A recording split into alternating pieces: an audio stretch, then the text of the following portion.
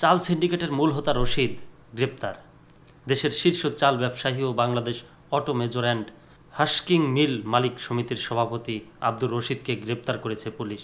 রশিদ ওরফে চাল Rashid Bangladesh auto major and husking mill মালিক সমিতির সভাপতি। তিনি বাংলাদেশের চাল সিন্ডিকেটের মূল হোতা। তার ইশারায় দেশের চালের দাম ওঠানামা করত। এছাড়াও তার বিরুদ্ধে একাধিক মামলা রয়েছে বলে জানা গেছে। গতকাল শনিবার বিকাল 5:30টার দিকে কুষ্টিয়া শহরের মজমপুর এলাকা থেকে তাকে গ্রেপ্তার করা হয়। রাজশাহীর ইনাম ফিড মিলের মালিক আতিকুর রহমানের দায়ের করা একটি মামলায় তাকে গ্রেপ্তার করা হয়েছে।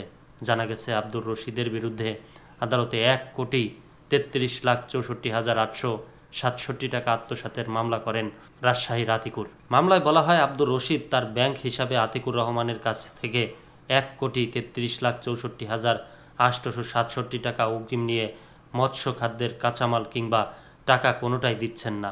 গত 17 সেপ্টেম্বর তার বিরুদ্ধে গ্রেপ্তারি পরোয়ানা জারি করেন আদালত। কুষ্টিয়া মডেল থানার ওসি শিহাবুর রহমান শিহাব বলেন, আব্দুর রশিদের বিরুদ্ধে একটি মামলা গ্রেপ্তারি পরোয়ানা ছিল। ওয়ারেন্টভুক্ত আসামি ছিলেন তিনি। রশিদ ও তার পরিবারের সদস্যদের বিরুদ্ধে ঋণ খেলাপির দায়ে আদালতে 68 মামলা করেন সোনালী ব্যাংক, ইসলামী ব্যাংক সহ দেশের বেশ কয়েকটি আর্থিক প্রতিষ্ঠান।